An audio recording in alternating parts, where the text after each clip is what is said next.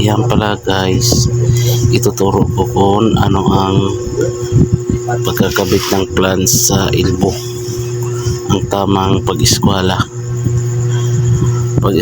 sa elbow, sumata ng plants tapos saka elbow. Ayan po, may hawak po ko na dalawang plants, linapag ko yung isa. Ayan, inayos ko po yan, nakakumpo yan sa mata, nakagilid, nakakumpo yan. Tapos yan po, yan ang diretso niya hanggang saka sa tubo, gilid ng mata ng plants, tapos saka gilid ng elbow ng tubo para align. Siya po ay naka-eskwala talaga. Kaya po, yan, medyo mo naman po makita kung eskwalado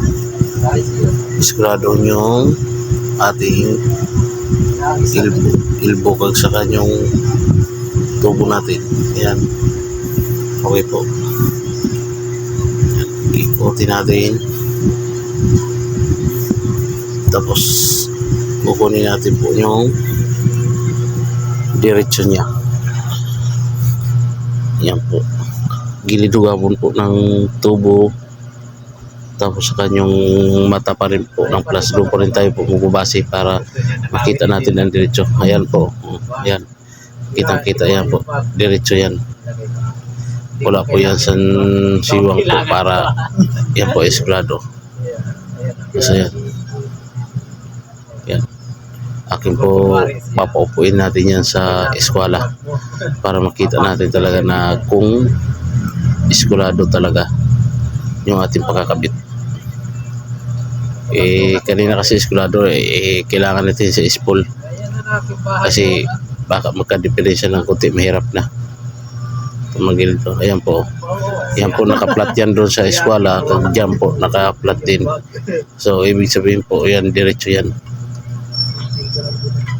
Yan po, ibig sabihin po eskwalado talaga yan. Yan po ay ipupulid kayo mamaya. Yan po ay trabaho pala po yan ng pipe fitter sa welding. Yan po talaga trabaho ng pipe fitter.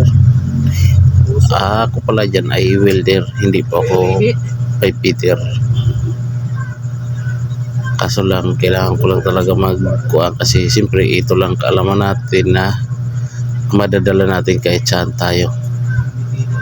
Kahit saan tayo magpunta, dala-dala natin.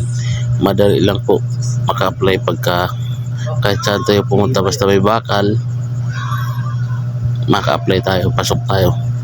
Basta hindi lang tayo mapili sa trabaho. Ang kaibahan lang kasi po sa skilled, kasi pili tayo mag-apply ng helper, pasok tayo. Ang helper hindi makapasok po sa skilled.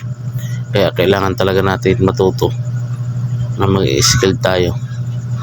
Lalo na sa atin mga helper, huwag natin pagdamutan na matuto.